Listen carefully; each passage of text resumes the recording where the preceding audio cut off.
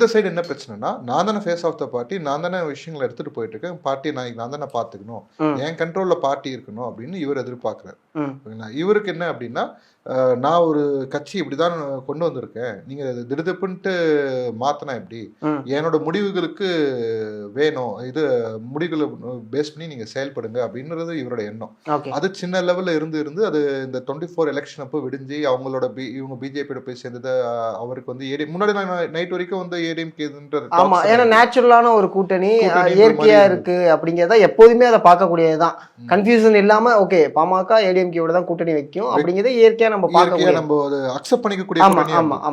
அது மீறி போகும்போது உள்ள வந்து விடியுது. இது ஒரு பக்கம் போகும்போது உட்கட்சியில வந்து பவர் சென்டர் யாருன்ற கேள்வி வருது. யாருக்கு எத்தனை பேர் ஆதரவு இருக்கிறாங்க, இந்த மாதிரி விஷயங்கள்லாம் வந்து நாளடைவில் அவங்களுக்கு தெரிய வருது. ஃபார் எக்ஸாம்பிள் வந்து இந்த சித்திரை திருவிழா நடத்துறாங்க, அங்க வந்து எந்த மாதிரி மேடையில யாருக்கெல்லாம் முக்கியத்துவம் கொடுக்குறாங்க, அங்க இவரை அன்புமணியோட ஆட்டத்தை வந்து கொஞ்சம் குறைக்கணும் அப்படின்னு எங்க குறைக்கணும்னு ஆசைப்பட்டாரு. ஏன்னா அன்புமணி அடுத்த லெவலில் அவர் ஃபேமிலி இருக்கவங்களெல்லாம் உள்ள கொண்டு வந்து அமைச்சாரு. அங்க ஃபேமிலியோட டெசிஷனா மாறுது அது அப்படின்றது.